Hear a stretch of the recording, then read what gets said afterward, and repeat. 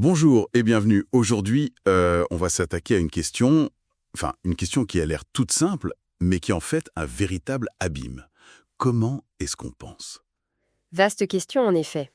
Et pour tenter d'y voir un peu plus clair, on a une source assez unique. Ce sont des notes de cours de sociologie d'un certain Jean-Maurice Laï. Des cours qui ont été dispensés juste avant la Première Guerre mondiale, entre 1912 et 1916, pour le Grand Orient de France. Donc un contexte d'intellectuels vraiment en pleine ébullition. Absolument. Notre mission, ça va être de décortiquer sa pensée. Comprendre comment les images naissent dans notre esprit, comment la société dans laquelle on vit sculpte notre façon de raisonner, et au final, quelle place il nous reste à nous, en tant qu'individus. D'accord. Et le point de départ qu'il nous propose, c'est cette phrase, un peu comme une énigme.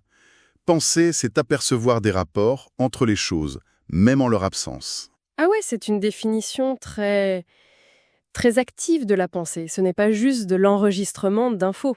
Non. C'est un acte de connexion, de tissage. Et cette idée, je pense, va vraiment nous guider. Mais bon, pour tisser, il faut une matière première, un fil. Et c'est par là qu'il commence. Exactement.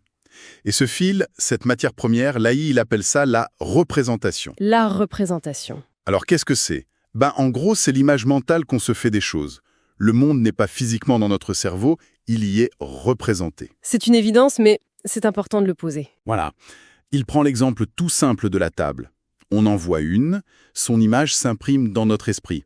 Et après, même les yeux fermés, on peut la ressusciter, la faire tourner dans notre tête. L'objet n'est plus là, mais sa représentation, elle demeure. Et ce qui est fondamental et qu'il dit tout de suite, c'est que toute représentation a une origine sensorielle. Il faut avoir vu, senti, touché. On ne peut pas imaginer une couleur qu'on n'a jamais vue. C'est ça. Mais, et c'est là que ça devient vraiment intéressant, il nous dit que nos images mentales ne sont pas de simples décalques de la réalité. Ah. L'esprit ne fait pas que copier, il compose. C'est là qu'intervient l'imagination. Et son exemple pour illustrer ça est génial. C'est la chimère. La chimère grecque, oui. La créature avec une tête de femme, un corps de lion, des ailes d'aigle. Bon, cet être n'existe pas, on est d'accord. On est d'accord. Mais si on y réfléchit 2 secondes, toutes ces parties, elles existent.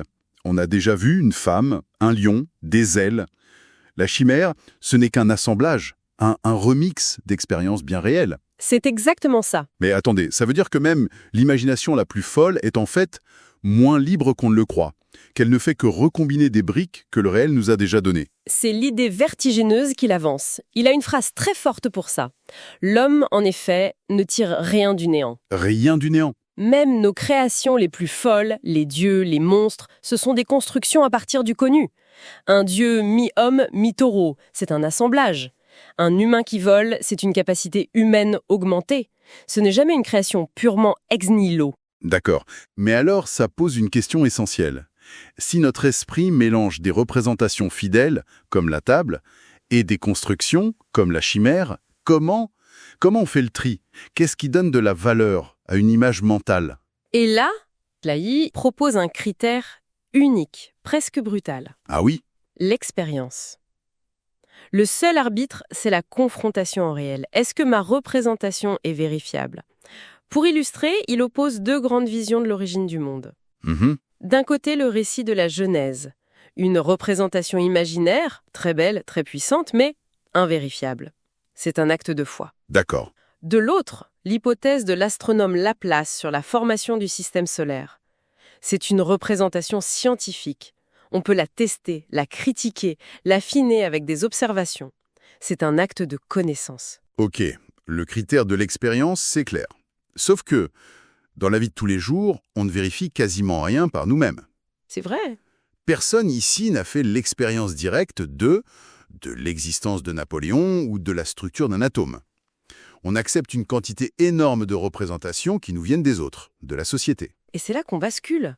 On passe de l'individu au collectif. Exactement. Et ce qui fait le pont entre les deux, pour Laï, c'est le langage. Ah, le langage. Pour lui, c'est impossible de penser sans image. C'est une idée très très forte. Il dit que les mots sont comme des valises, et ces valises contiennent des images.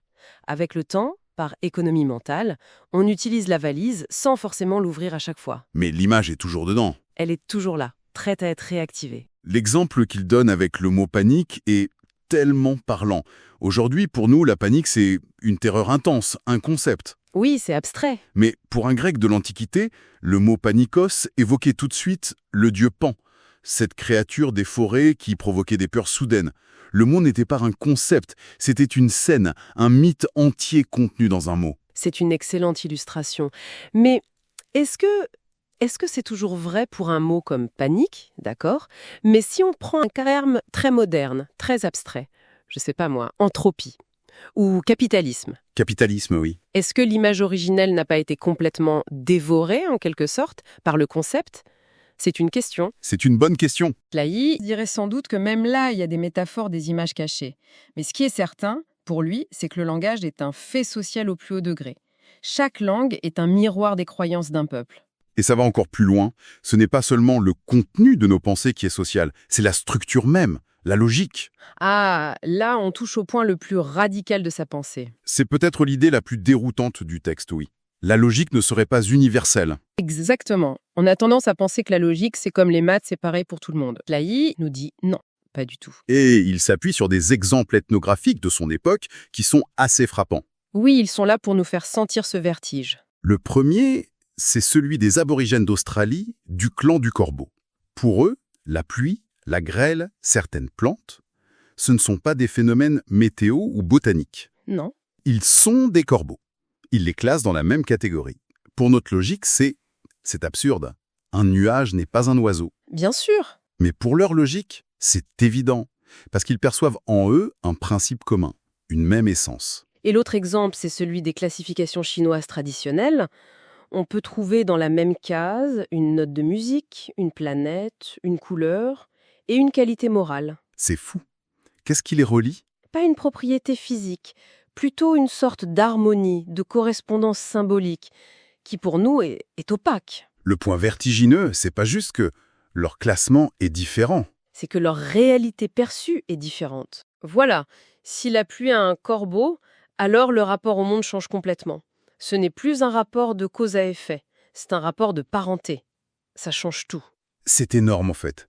Ça veut dire que la réalité n'est pas une donnée brute universelle, c'est une construction, une interprétation à travers une grille de lecture fournie par la société. Et cette grille, elle donne une valeur aux choses. L'exemple du Shuringa australien, ce bâton gravé est parfait pour ça.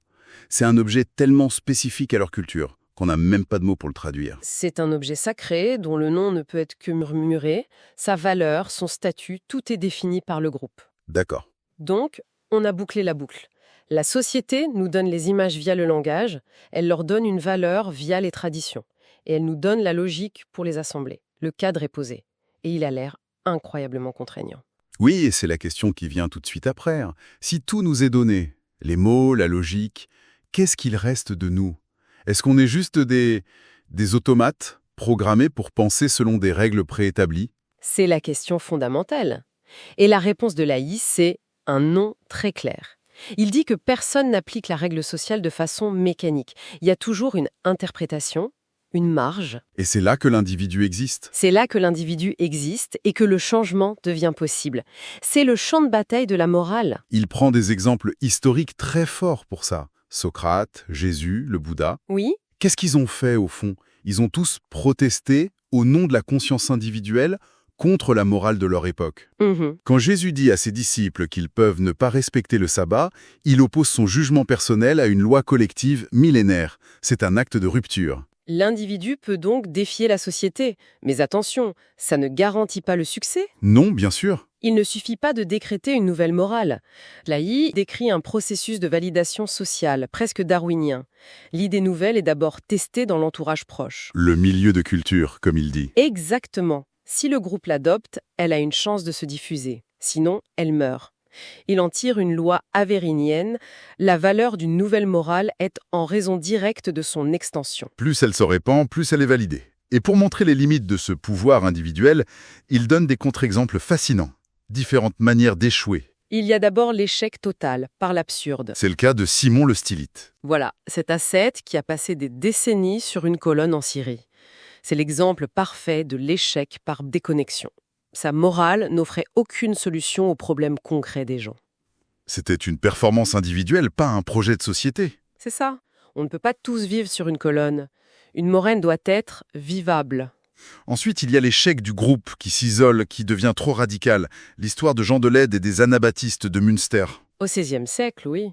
Ils créent leur propre communauté, avec leurs propres règles, polygamie, communauté des biens. Des règles en rupture totale avec la société de l'époque. Tellement en rupture qu'elles provoquent une réaction immunitaire, très violente. La ville est assiégée, l'expérience est anéantie. La morale du groupe isolé n'a pas survécu à son créateur. Et il y a un troisième cas plus subtil, la diffusion, mais sans cohésion. C'est l'exemple qu'il prend avec les idées de Nietzsche. Ses livres sont lus partout, il a énormément d'admirateurs. Mais ça n'a jamais créé une secte nietzschéenne. Jamais. Pourquoi ?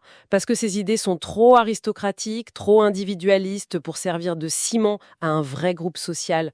On peut les admirer, mais pas construire une société dessus. C'est l'échec par inapplicabilité collective. Donc si on résume, pour qu'une nouvelle morale réussisse, il ne faut pas qu'elle soit absurde, ni trop radicale, ni purement individuelle. Quelle est la condition du succès alors ? Finalement, la condition, c'est qu'elle colle avec ce que le groupe considère comme vrai et rationnel à son époque. C'est ce que Laïe appelle sa conformité aux représentations scientifiques du groupe. Scientifique ou disons rationnel pour l'époque. Oui, exactement. L'exemple qu'il donne, c'est celui du christianisme. L'idéal de Jésus, très exigeant, sur le célibat par exemple, n'aurait peut-être jamais eu un tel succès sans l'adaptation pragmatique de saint Paul. Ah oui. C'est saint Paul qui organise le mariage en disant, en substance, « il vaut mieux se marier que brûler ».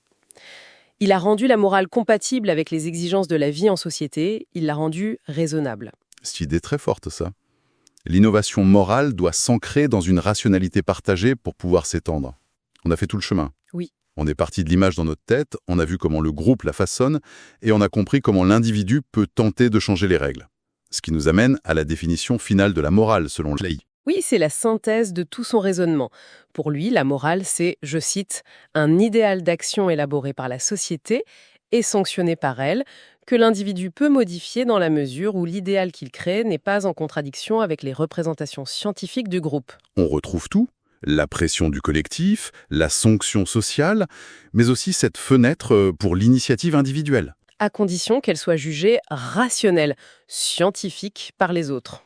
Et cette idée que la morale doit s'aligner sur la science, sur l'état des connaissances, ça résonne incroyablement aujourd'hui. Absolument. Quand on débat de l'éthique de l'IA, des droits des animaux à la lumière de l'éthologie, des changements que nous impose la science du climat, on est en plein dedans. Notre morale est constamment défiée par nos nouvelles représentations scientifiques. C'est ce qui l'amène à sa conclusion ultime, qui est peut-être la plus audacieuse de toutes. En dernière analyse, c'est donc la science qui conditionne l'évolution de la moralité. La science, moteur de l'évolution morale. Pour lui, c'est clair. À mesure que nos connaissances s'affinent, les règles morales doivent évoluer. Ce n'est plus une morale figée, basée sur la tradition ou la foi, c'est une morale en construction perpétuelle, basée sur un idéal de perfectionnement indéfini. Ce qui nous laisse avec une dernière question, une pensée pour la route.